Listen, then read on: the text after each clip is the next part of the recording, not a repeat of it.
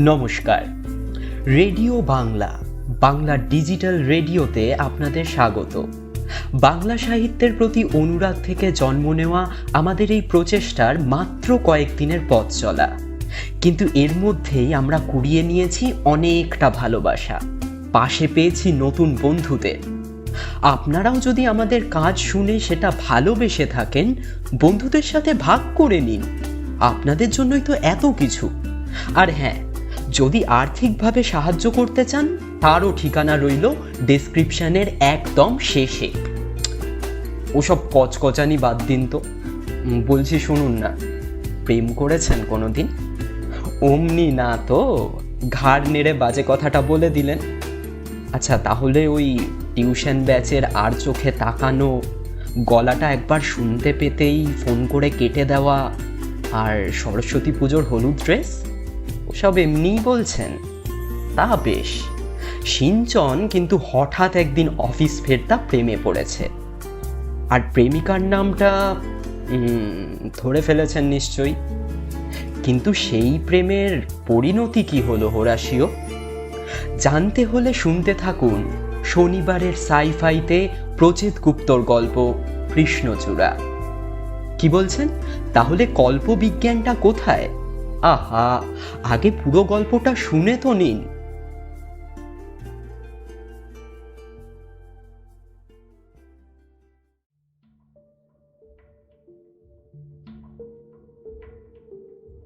ভয়ঙ্কর ঘটনাটা জানা গেল লাঞ্চ আওয়ারে।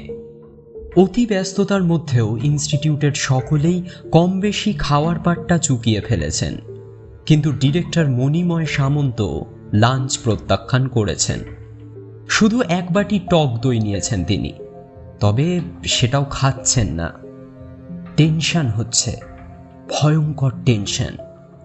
2 রাত ঘুম হয়নি তার, কাল থেকে খিদেও নেই।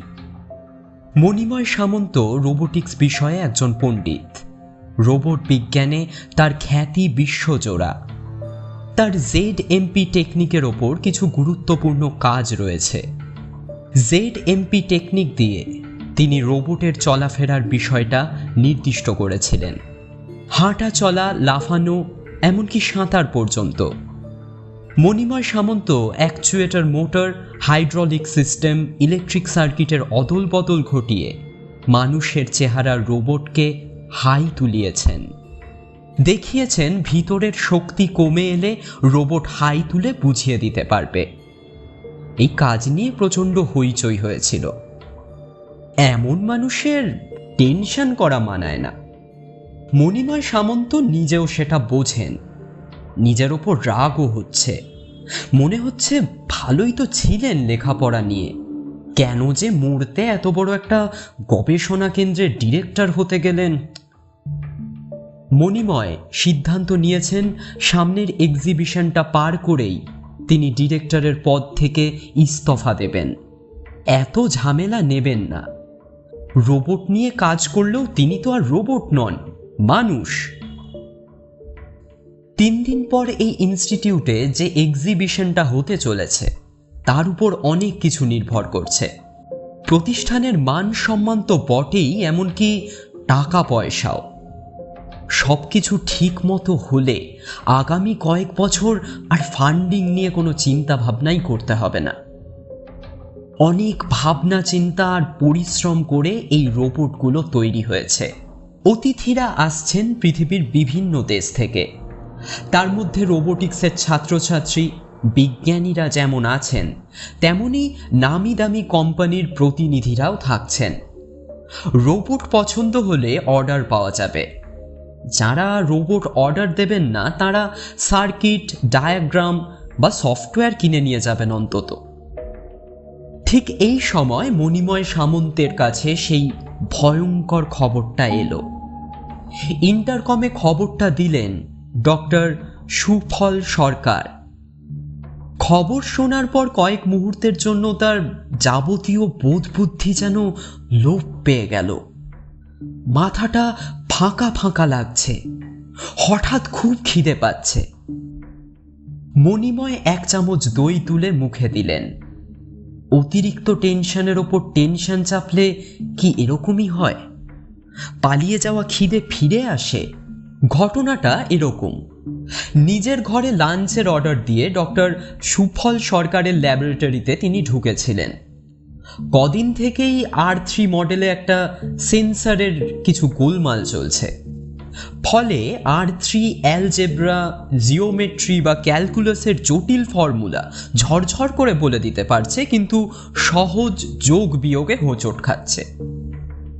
কাল বিকেলে 19-এর নামটা বলতে গিয়ে 62-র ঘরে এসে থমকে গিয়েছে। রোবট যদি সামান্য 19-এর নামটা বলতে গিয়ে চুপ করে যায়, তবে সেটা খুবই বিশ্রী ব্যাপার হবে। তার উপর এক্সিবিশনে R3-কে একজন প্রফেসর হিসেবে দেখানো হবে। ইউনিভার্সিটি স্তরে সে পড়াতে পারবে, প্রোগ্রামিং ও সিলেবাসটা বদলে নিলেই হলো। সেদিক থেকে এই R3 এক্সিবিশনে অবশ্যই গুরুত্বপূর্ণ মডেলের একটা। সুফল সরকার গোলমাল নিয়ে খুবই উদ্বিগ্ন। ডিরেক্টরের কানেও গোলমালের খবর পৌঁছেছে। আজ সকালেই তিনি ডক্টর সরকারকে ডেকে পাঠিয়েছেন। এটা কি ব্যাপার ডক্টর সরকার? আমি শুনলাম R3-তে সমস্যা হচ্ছে, ঘটনাটা কি সত্যি? ডক্টর সরকার মাথা চুলকে বলেছিলেন, হ্যাঁ স্যার, সত্যি কঠিন প্রবলেম সলভ করছে, কিন্তু ছোটখাটো অঙ্ক আটকে যাচ্ছে।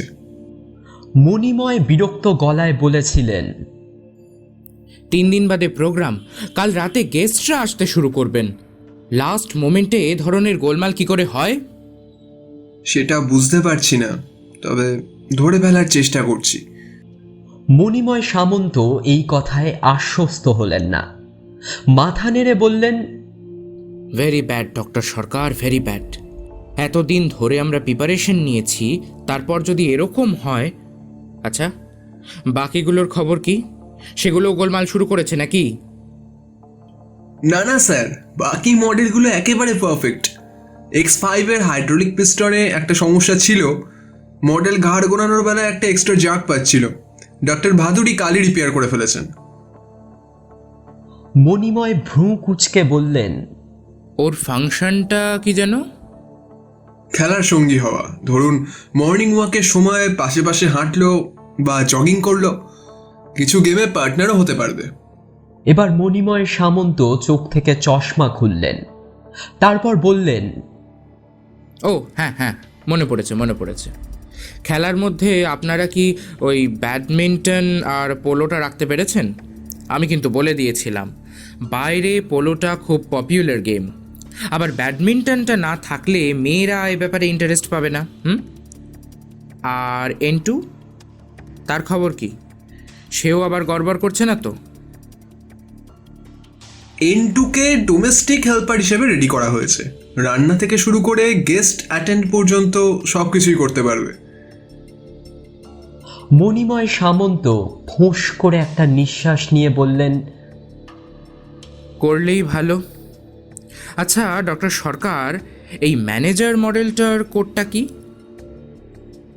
ওটা sir Z4। Accounts, coordination, production, marketing সব ধরনের কাজে এই মডেল অ্যাসিস্ট করতে পারছে। সবচেয়ে বড় কথা স্যার, Z4 মিটিংয়ে বসে সকলের সঙ্গে আলোচনা করতে পারে। সমস্যা একটাই ছিল, ম্যানেজার বাবুর মুখে একটু বেশি হাসি হাসি ভাব চলে এসেছিল। কথাটা শুনে মণিময় সামন্ত প্রায় চাপা আর্তনাদ করে উঠলেন। হাসি? ম্যানেজার হাসছে? আচ্ছা বলুন তো, কোম্পানির একটা সিরিয়াস মিটিংয়ে বসে যদি ম্যানেজার হাসে, তাহলে কি হবে ভাবতে পেরেছেন ডক্টর সরকার? এই মডেল তো শুধু হাসি মুখের জন্যই বাতিল হয়ে যাবে। ডক্টর সরকার তাড়াতাড়ি বলে উঠলেন, সমস্যাটা আর নেই। ফেশিয়াল এক্সপ্রেশন মানে ফাইবারের কাছে ভুল হয়ে গেছিল। ঘাম জমেনি, তবু মণিময় সামন্ত রুমাল বের করে কপালের ঘাম মুছলেন। ডক্টর সরকার সামান্য হেসে বললেন,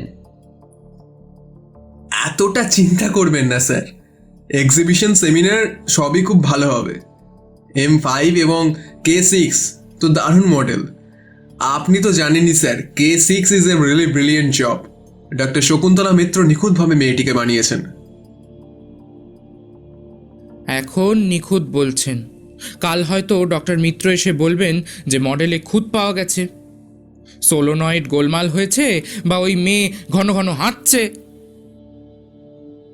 কথাটা শুনে সুফল সরকার কোনো রকমে হাসি চাপলেন। ডক্টর সামন্ত টেনশন সত্যি বাড়াবাড়ির পর্যায়ে পৌঁছেছে, না হলে রোবটে হাঁটছে এমন কথা মাথায় আসতো না। না স্যার, আপনি দেখবেন, বললেন ডক্টর সরকার। K6 শুধু ভালো মডেলই হয়নি, তার অ্যাপিয়ারেন্সও চমৎকার হয়েছে। শাড়ি পরিয়ে টিপিক্যাল বাঙালি অল্প বয়সী মেয়েদের ইমপ্রেশন দেওয়া হয়েছে। ডক্টর মিত্র মডেলের জন্য শান্তিনিকেতন থেকে গয়না পর্যন্ত আনিয়েছেন। হাইড্রোলিক সিস্টেম এমনভাবে প্রোগ্রাম করেছেন যাতে মেয়েটার নির্দিষ্ট ইন্টারভালে কপালের ওপর পড়া চুল ঠিক করতে পারে। রোবট বলে মনেই হচ্ছে না, মনে হচ্ছে সত্যিকারের কলেজ পড়ুয়া মেয়ে। আমাদের সকলে ডক্টর মিত্রকে কংগ্রাচুলেট করেছি। আপনিও করেছেন স্যার। আমিও করেছি নাকি? কি জানি, হয়তো করেছি। আরে বললাম না, সবই ভুলে যাচ্ছি। তা এই K6, হ্যাঁ, এর কর্মকাণ্ডটা কি জানো? এ তো সাজগোজ কিসের? ফ্যাশন শোতে হাঁটবে নাকি? এবার আর না হেসে পারলেন না Sufal Sarkar. Sir, K6 is just a friend. Company দিতে পারে, ছেলে মেয়েদের সঙ্গে গল্পগুজব করতে পারবে, ইন্টারাক্টও করবে। বহু দেশে তো স্যার আজকাল এটা একটা সিভিয়ার প্রবলেমের আকার নিয়েছে। বন্ধু নেই, কথা বলার লোক নেই, কাজটা ডিফিকাল্ট ছিল। ডক্টর মিত্র খুব সাকসেসফুলি কাজটা করতে পেরেছেন। মেয়েটি যেমন দেখতে অ্যাট্রাকটিভ করা হয়েছে, আলাদা করে একটা পার্সোনালিটি ইমপ্রেশনও দেওয়া হয়েছে।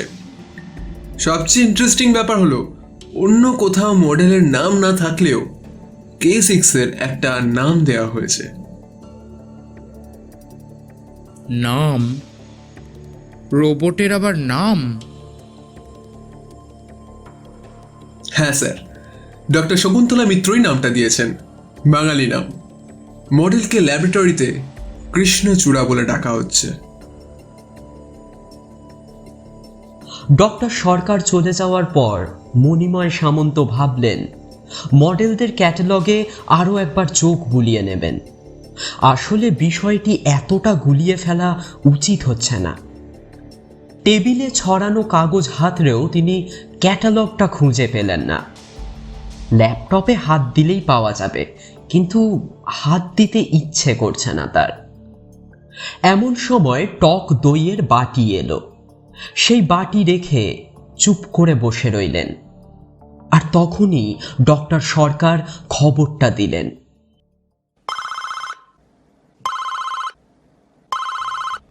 খবরটা দেওয়ার সময় তার গলাটা কেঁপে গেল। স্যার, ল্যাব থেকে বলছি, কৃষ্ণচূড়া নেই। কৃষ্ণচূড়া? সে কে? Who is she? আমাদের K6 মডেল স্যার। আমি R3-কে ঠিক করতে ল্যাবে এসেছি। কাজ শেষ করে বেরোতে গিয়ে হঠাৎ নজরে পড়লো K6 এর জায়গাটা ফাঁকা। ফাঁকা মানে? মানে বুঝতে পারছি না স্যার। ডক্টর শকুন্তলা মিত্রকে ফোন করেছিলাম, উনি নিজের কোয়ার্টারে ছিলেন, এখনই আসছেন। বাকিগুলো? সব আছে স্যার, অনলি K6। ইন্টারকম রেখে মণিময় আবার নিজের খিদেটা অনুভব করলেন। এক চামচ দই তুলে মুখে দিতে দিতে ভাবলেন এবার কি করা উচিত। এখনই কি রেজিগনেশন লেটারটা লিখে ফেলা দরকার, নাকি মাথায় দেওয়ার জন্য একটু বরফ আনতে বলবেন? জেলখানা থেকে কয়েদি পালালে পাগলা ঘন্টি বাজানো হয়, কিন্তু ল্যাবরেটরি থেকে রোবট পালালে কি ব্যবস্থা আছে? তাছাড়া K6 পালিয়েছে, এমন উদ্ভট কথা তার মাথায় আসছেই বা কেন? রোবট খারাপ হতে পারে, পালাতে পারে না। বিজ্ঞানী মণিময় সামন্তর মনে হলো তিনি পাগল হয়ে যাচ্ছেন। কিছুক্ষণের মধ্যেই খবর পাওয়া গেল একটি অল্প বয়সী সুন্দরী মেয়েকে গেট থেকে বেরিয়ে যেতে দেখা গেছে। মেয়েটির মাথায় গোলাপি রঙের ছাতা। বড় রাস্তা পার করে মেয়েটি ছাতা বন্ধ করে এবং ট্যাক্সিতে ওঠে। ঘণ্টাখানেক পর ডিরেক্টরের ঘরে জরুরি মিটিংয়ে ডক্টর শকুন্তলা মিত্র জানালেন শুধু K6 মডেল নয়, তার ছাতাটিও পাওয়া যাচ্ছে না। গত বছর টোকিওতে একটা সেমিনারে যোগ দিতে গিয়ে এই ছাতাটা তিনি কিনেছিলেন। গতকাল ডক্টর মিত্র সেটি ল্যাবরেটরিতে ফেলে যান। মণিময় সামন্ত কঠিন চোখে মিত্রের দিকে তাকিয়ে বললেন, K6-এর চিপসে কোনো ল্যাঙ্গুয়েজ দেওয়া আছে নাকি? মানে সে কি মানুষের সাথে কমিউনিকেট করতে পারবে? শকুন্তলা মিত্র বড় বড় চোখ করে বললেন, হ্যাঁ স্যার, পারবে। তাকে কথা বলার জন্য ভাষা দেওয়া হয়েছে। তাছাড়া আরও একটা ব্যাপার হয়েছে, মডেলকে আমরা একটা সময় নানা ধরনের পোশাক পরিয়ে দেখেছিলাম। দ্যাট ব্যাগ ইজ মিসিং, মানে পোশাক ভর্তি ব্যাগটাও ল্যাবে নেই। এবার মণিময় সামন্ত নিচু গলায় বললেন, দেখুন, আমাদের গোপনে খোঁজ খবর করতে হবে। ঘটনাটা যেন কোনোভাবেই ফাঁস না হয়। মডেলের একটা ছবি দিন, আমি পুলিশের সাথে কথা বলছি।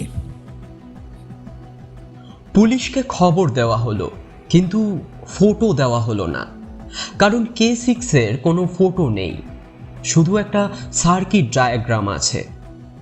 পুলিশ স্পষ্ট করে জানিয়ে দিল যে সার্কিট ডায়াগ্রাম হাতে নিয়ে মানুষের ভিড়ে মিশে যাওয়া একটা রোবটকে খুঁজে বের করাটা অসম্ভব।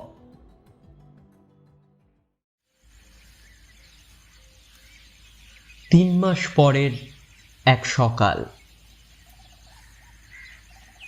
কৃষ্ণচূড়া মুখ ফিরিয়ে বসে আছে। সিঞ্চনের বেশিরভাগ কথারই সে উত্তর দিচ্ছে না। যে কটা দিচ্ছে ওই মুখ ফেরানো অবস্থাতেই দিচ্ছে। এই কাণ্ডটা একেবারে নতুন। গত 3 মাসে এই মেয়েটার সঙ্গে সিঞ্চনের মান অভিমান কম হয়নি, কিন্তু কখনো এই পর্যায়েও যায়নি। তার উপর আগে সবই ছিল ছোটোখাটো রাগ, ঠিক সময় না আসা, রাতে ফোন না করা, অফিস কামাই করে বেড়াতে না যাওয়া, এই সব আর কি। তখন অভিমান ভাঙাতে অবশ্য অসুবিধেও হয়নি। কখনো সিনেমা, কখনো আইসক্রিম, কখনো ছোটোখাটো গিফটেই কাজ হয়ে গেছে। কিন্তু আজ অবস্থাটা বাড়াবাড়ির পর্যায়ে পৌঁছেছে। কেন জানি সিঞ্চনের মনে হচ্ছে এই মেয়ে অন্য কিছু ভাবছে, কঠিন কিছু। যদিও কাল সন্ধেবেলা যে ঘটনা ঘটেছে তাতে রাগ করার কথা সিঞ্চনেরই। অপমানিত যদি কেউ হয়ে থাকে সে হয়েছে, কৃষ্ণচূড়া নয়। সেই সময় রাগও হয়েছিল খুব, খানিকটা দুঃখ। কাল অনেক রাত পর্যন্ত মনটা খুব খারাপ ছিল। ঠিক করেছিল কৃষ্ণচূড়ার সাথে আর কোনো দিনই যোগাযোগ করবে না। প্রেম করলে রাগ দেখানোর অধিকার শুধু মেয়েদেরই থাকবে, এমন কথা কোথাও লেখা নেই। কিন্তু সকালে ঘুম থেকে উঠেই দেখে মন থেকে রাগ টাগ সব ভ্যানিশ হয়ে গেছে। একেই বোধহয় প্রেম বলে। এবার মোবাইলে কৃষ্ণচূড়াকে ধরল সিঞ্চন। গুড মর্নিং কৃষ্ণচূড়া,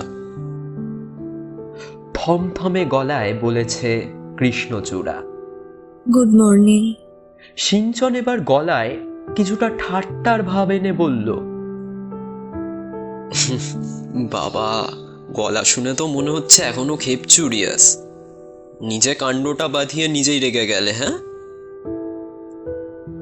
ওপাশে শান্ত গলায় কৃষ্ণচূড়া বলল, তোমার কি আজ একটু সময় হবে সিঞ্চন? আমি দেখা করতে চাই, তোমার সঙ্গে কথা আছে। ফোনটা রেখে দেওয়ার পর সিঞ্চন কিছুটা থমকে গেল। আচ্ছা, কৃষ্ণচূড়া এত সিরিয়াস কেন? আসলে এই মেয়েটাকে এখনো ঠিকমতো বুঝতে পারেনি সিঞ্চন।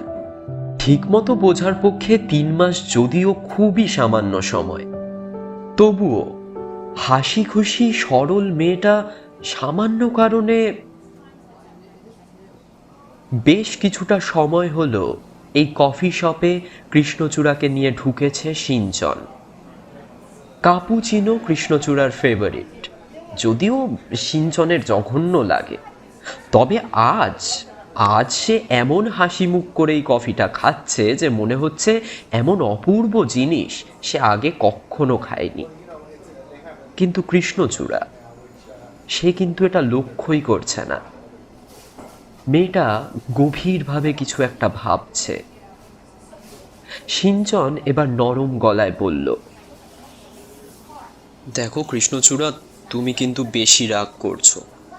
এত রাগ করার মতো ঘটনা কি কাল আদেও ঘটেছে? কৃষ্ণচূড়া জিন্সের ওপর একটা বেগুনি রঙের টপ পরেছে, দারুণ লাগছে দেখতে। তবে 3 মাস আগে সিঞ্চন যেদিন এই মেয়ের প্রেমে পড়ে সেদিন জিন্স টপ নয়, কৃষ্ণচূড়া পরেছিল শাড়ি।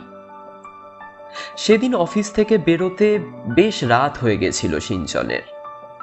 আইটি কোম্পানিতে কাজ করে, তাই চাপ সবসময়ই বেশি। তার উপর সিঞ্চন চাকরিতে ঢুকেওছে সদ্য। ডিউটি টাইম পেরিয়ে গেলেও বসের দেওয়া অ্যাসাইনমেন্ট পেন্ডিং রেখে বেরিয়ে পড়াটা খারাপ দেখায়। কাজ শেষ করতে বেশ রাত হয়ে গেল। সিঞ্চন বেরিয়ে দেখলো সেক্টর 5-এর মতো সরগরম এলাকাও বেশ ফাঁকা। এদিকটায় বাস টাস এমনিতেই কম, রাত বাড়লে আরও কমে যায়। খানিকটা হেঁটে শেয়ার ট্যাক্সি স্ট্যান্ডে এসে দাঁড়ালো সিঞ্চন। স্ট্যান্ডে ভিড়। ট্যাক্সি দেখলেই গলায় কার্ড ঝোলানো ছেলেমেয়েরা ছুটে যাচ্ছে, যে কজন পারছে ঢুকে যাচ্ছে গাদাগাদি করে। ভিড়ের কারণে দুখানা ট্যাক্সি ছেড়ে দিতে হলো সিঞ্চনকে। 3 নম্বর ট্যাক্সি দেখে ছুটে গিয়ে কোনো রকমে ঠেলে ঠুলে উঠে পড়ল সে। জানলার ধার পেয়েছে। বাইপাসের ফুরফুরে হাওয়ায় সে চোখ বুঝল। গোটা পথই অন্য প্যাসেঞ্জারদের দিকে তাকায়নি সিঞ্চন, এমনকি পাশে বসা মেয়েটার দিকেও নয়। খেয়াল করতে হলো যাদবপুরে নামার সময়, তখন ট্যাক্সিটা প্রায় ফাঁকা। এক্সকিউজ মি, কিছু মনে করবেন না, পার্সটা মনে হয় ফেলে এসেছি।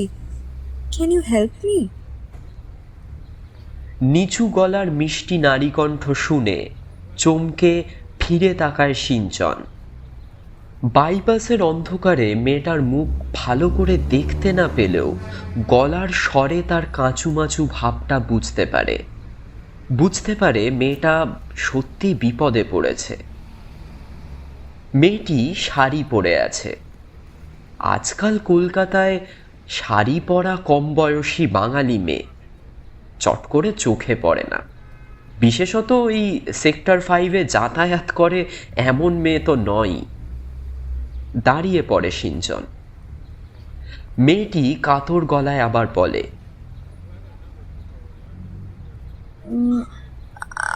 আসলে ট্যাক্সিতে ওঠার আগে ঠিক বুঝতে পারিনি। সিঞ্চন হেসে বলল, ইটস ওকে, কত লাগবে বলুন না। মেয়েটি লাজুক গলায় বলে, ট্যাক্সি ভাড়াটুকু দিলেই হয়ে যাবে। সিঞ্চন ওয়ালেট থেকে একটা 50 টাকার নোট বের করে মেয়েটিকে দিতে গেলে সে বলে, প্লিজ আমাকে দেবেন না, ইফ ইউ ডোন্ট মাইন্ড ড্রাইভারকে দিয়ে দিন। সিঞ্চন খুশি হয়। সে ঠিকই বুঝেছে মেয়েটা সত্যিই বিপদে পড়েছে। সে ড্রাইভারকে দুজনের ভাড়া দিয়ে দেয়।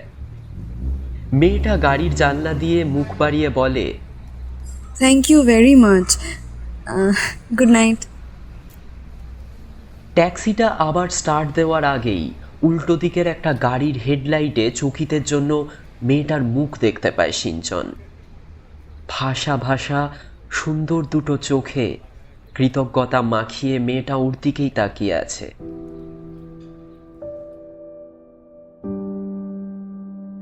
নিজের পিঠ চাপড়ায় সিঞ্চন।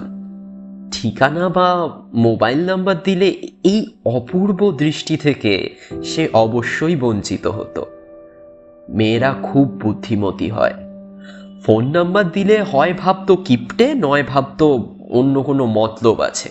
এই দৃষ্টি না, এটা কপালে জুটতো না। গুনগুন করে গান গাইতে গাইতে বাড়ি ফিরল সিঞ্চন। পরদিন নিজের কাজ শেষ হয়ে যাওয়ার পরও অনেকক্ষণ অফিসে থাকলো।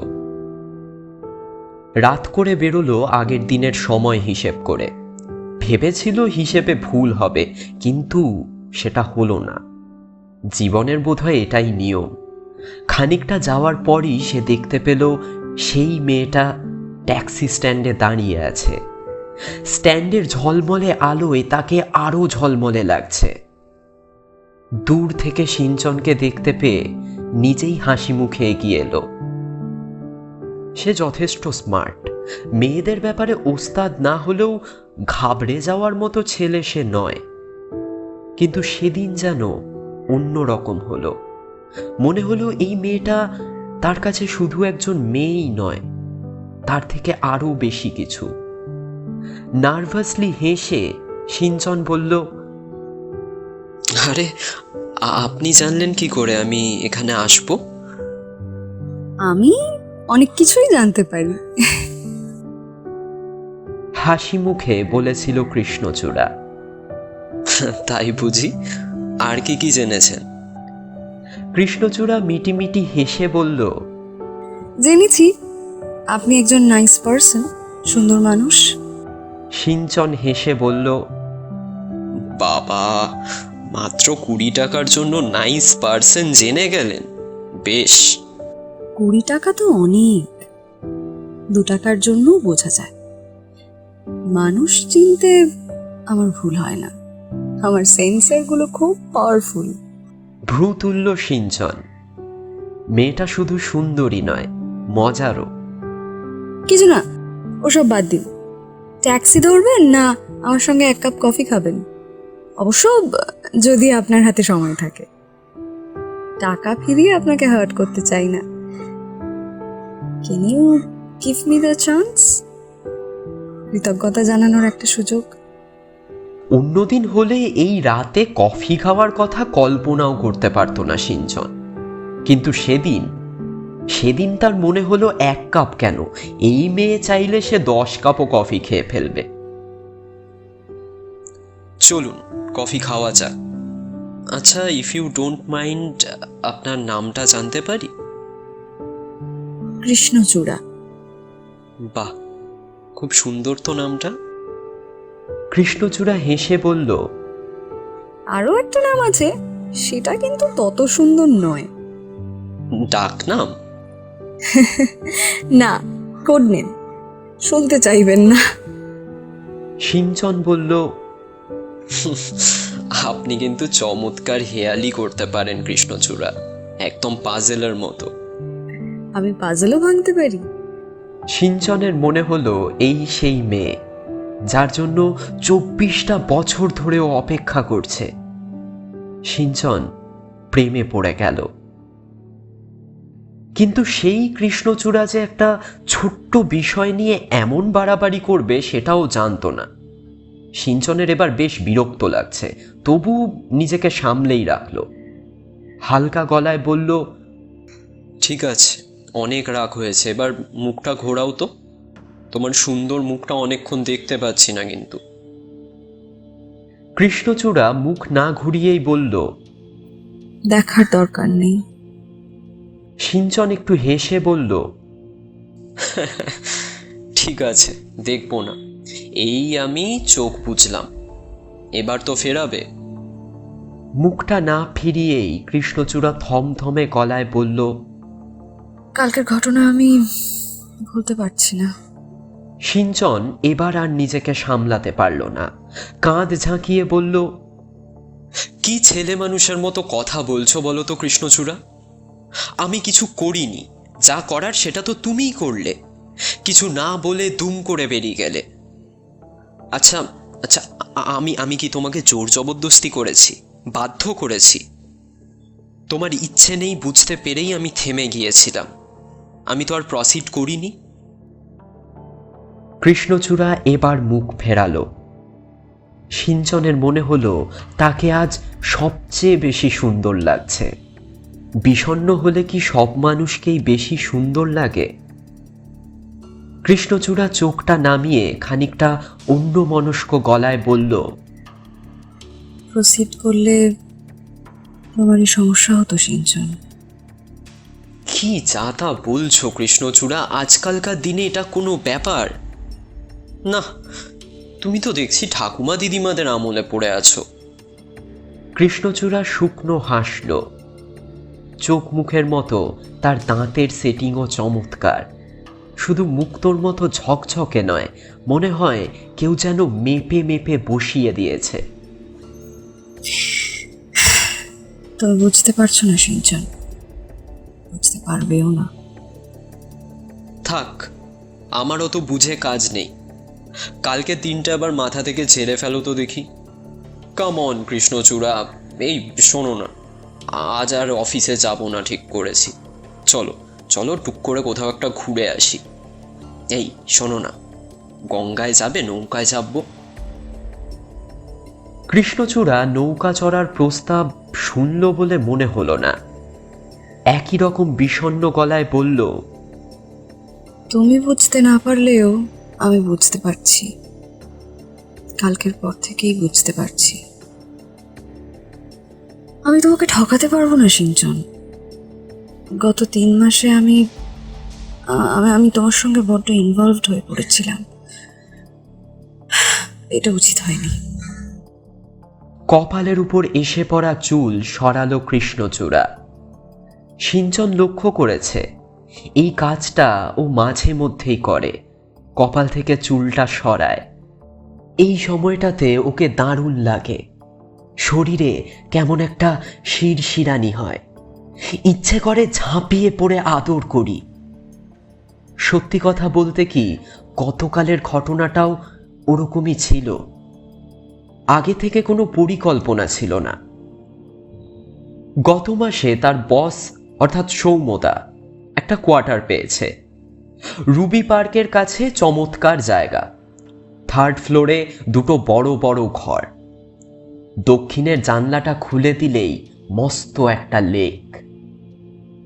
এতদিন কোয়ার্টারটা ফাঁকাই পড়েছিল। টুকটাক কাজকর্ম করিয়ে পাটনা থেকে মাকে আনতে গেছে সৌম্যদা। এবার পাকাপাকিভাবে সেটেল করবে। যাওয়ার আগে কোয়ার্টারের চাবি সিঞ্চনকে দিয়ে বলে গেছে, ভাই একদিন অন্তত গিয়ে দেখে আসিস, বুঝলি তো? ফ্ল্যাটটা ফাঁকা পড়ে থাকবে কদিন। বুঝিসই তো কলকাতা শহরে চিন্তা হয়। কাল সেই ফ্ল্যাটটাই দেখতে গিয়েছিল সিঞ্চন। বেশিক্ষণ নয়, শুধু একবার ঢু মেরে আসা। কৃষ্ণচূড়াকে নিয়ে যাওয়ার কোনো কথাই ছিল না, কিন্তু সেই জোর করল, বলল, যাই না, তোমার সঙ্গে খানিকটা বেড়ানো হবে। দুস, এটা আবার বেড়ানো নাকি? এ তো চৌকিদারি। দরজা জানলা ওইসব বন্ধ আছে কিনা দেখেই আমি চলে আসব। কৃষ্ণচূড়া কৌতুক ভরা চোখে বলল, আমিও দেখব দরজা জানলা বন্ধ আছে কিনা। আমি দেখতে পারি না বুঝি? টেনে টুনেও দিতে পারি। আমার হাইড্রোলিক সিস্টেম, এয়ার মাসেল তোমাদের চেয়েও ভালো। সিঞ্চন হেসে বলল, কি যে ঠাট্টা করো হেয়ালি রানী, বুঝতেও পারি না আমি। না না, তোমার গিয়ে দরকার নেই, থাক না। কৃষ্ণচূড়ার ঠোঁট ফুলিয়ে জবাব। বেশ, তোমার যখন আপত্তি। সিঞ্চন তাড়াতাড়ি বলে, দেখো কাণ্ড, আবার রাগ করলে তো। ঠিক আছে বাবা, ঠিক আছে, চলো।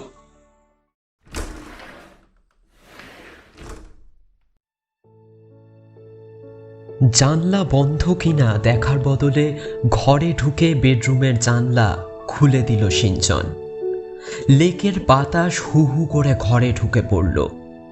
জানলার কাছে একটা কৃষ্ণচূড়া গাছ ঝাপসা হয়ে আছে। ফুলে ফুলে সেই গাছ লাল হয়ে আছে।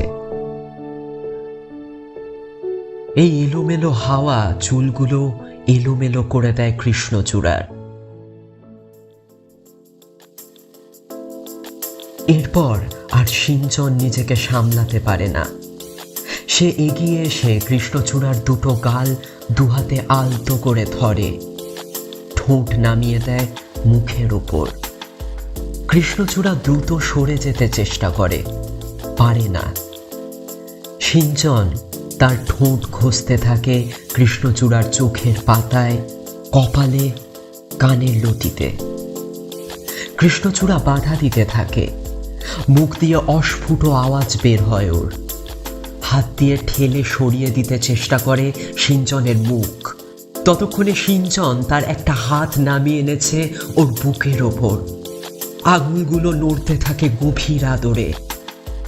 সিঞ্চন তার ঠোঁট রাখতে চেষ্টা করে কৃষ্ণচূড়ার ঠোঁটে, কখনো পারে কখনো পারে না।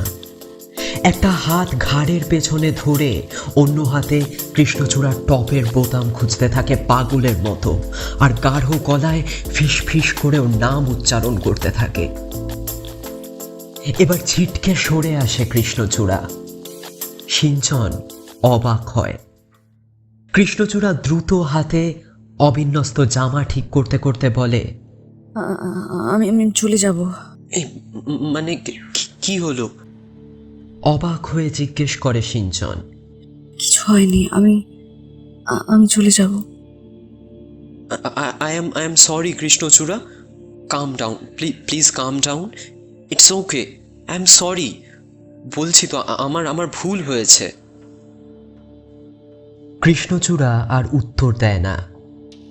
সে সিঞ্চনকে অবাক করে দিয়ে সত্যি সত্যি ফ্ল্যাট থেকে বেরিয়ে যায়। একাই লিফট ধরে সোজা নেমে আসে নিচে। হতবাক সিঞ্চন নিচে নেমে কৃষ্ণচূড়াকে আর খুঁজে পেল না। কোথায় গেল মেয়েটা? ভ্যানিশ হয়ে গেল।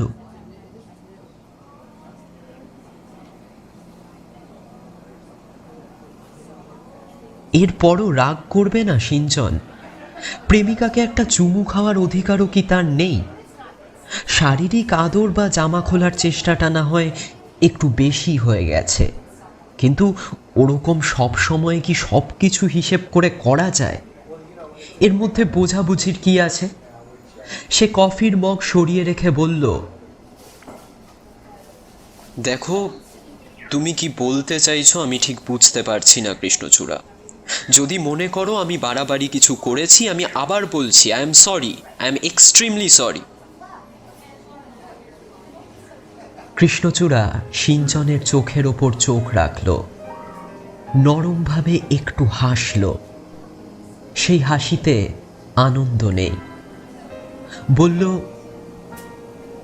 তোমার সরি বলার দরকার নেই, সরি বলছি আমি। সরি সিঞ্চন, আমি অনেক পাজল ভাঙতে পারি, কিন্তু সবটা পারি না। আমাকে আমাকে ভুলে যেও। সিঞ্চন এবার প্রায় আর্তনাদ করে উঠল। মানে সে কি কি কি কি বলছোটা কি? তুমি কি পাগল হয়ে গেলে? Are you mad? সামান্য একটা ঘটনার জন্য তুমি? কৃষ্ণচূড়া কপালে পড়া চুল সরিয়ে ফিস ফিস করে বলল, তোমার কাছে সামান্য হলেও আমার কাছে নয়। আমাকে মুখের ভাষা দেওয়া হয়েছে, শরীরের ভাষা দেওয়া হয়নি। এটা কতটা জরুরি এতদিন বুঝিনি। আমি তোমার শরীরের সঙ্গে কমিউনিকেট করতে পারলাম না, ইচ্ছে থাকা সত্ত্বেও পারলাম না। মানে? কিছু একটা বলতে গিয়েও চুপ করে গেল কৃষ্ণচূড়া। সামান্য হাইয়ের মতো তুলল। মেয়েটা কি ক্লান্ত? সিঞ্চন হতবাক হয়ে বসে রইল। কফির বিলটা মিটিয়ে দেওয়ার পর কৃষ্ণচূড়া বলল, তুমি কি আমাকে একটা ট্যাক্সি ধরিয়ে দেবে? আমার খুব ঘুম পাচ্ছে। দীর্ঘশ্বাস গোপন করে সিঞ্চন বলল, দেব। কৃষ্ণচূড়া হেসে বলল, ভাড়া দিয়ে দিতে হবে কিন্তু, রাজি তো? কফি শপ থেকে বেরিয়ে কৃষ্ণচূড়া তার গোলাপি রঙের ছোট্ট ছাতাটা খুলে নিজের মাথায় ধরল। সিঞ্চন পাশে হাঁটতে হাঁটতে বলল, কৃষ্ণচূড়া, তুমি কি আর একবার ভাবতে পারতে না? কৃষ্ণচূড়া মুখ ফিরিয়ে বলল, না, পারি না। যে ক্ষমতা আমার নেই, আমাকে দেওয়া হয়নি, তা নিয়ে ভাবতে পারি না। K6 মডেলকে পাওয়া গেল কাক ভরে। ইনস্টিটিউটের গেটের গায়ে হেলান দিয়ে চোখ বুজে বসেছিল, যেন ঘুমিয়ে আছে। তবে তার air muscle, piston, chips, sensor, hydraulic system কোনোটাই কাজ করছে না। দেখলেই বোঝা যাচ্ছে মডেল তার যাবতীয় ইনবিল্ট চার্জ ফুরিয়ে ফেলেছে। ডক্টর মণিময় সামন্ত খবরটা পেয়েই ছুটে এলেন।